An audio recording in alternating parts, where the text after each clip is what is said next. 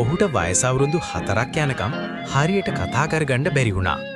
වයස අවුරුදු 7ක් වෙනකම් අකුරු කියව ගන්න බැරි වුණා. පාසලේ ගුරුවරුන් ඔහුගේ දෙමව්පියන්ට කිව්වේ මේ ළමයා නම් කවදාවත් ජීවිතේ දියුණු වෙන කෙනෙක් නෙවෙයි කියලා. පාසලෙන් ඔහුට ලැබුණේ අවමන් විතරයි. උසස් අධ්‍යාපනයට යන්න හදපු ප්‍රවේශ විභාගයෙන්ුත් ඔහු අසමත් වුණා.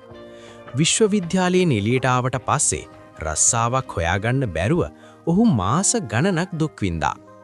අන්තිමට ඔහුට ලැබුණේ පේටන්ට් කාර්යාලයක පොඩි ලිපිකරු රස්සාවක් විතරයි.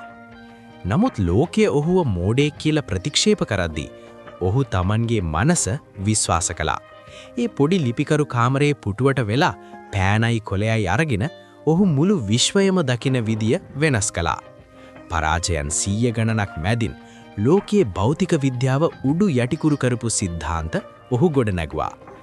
බුද්ධිමතා කියන්නේ දැනුම එකතු කරගන්නා කෙනාට නෙවෙයි, පරිකල්පනයේ තියෙන කෙනාටයි කියලා ඔහු ලෝකයට ඔප්පු කළා.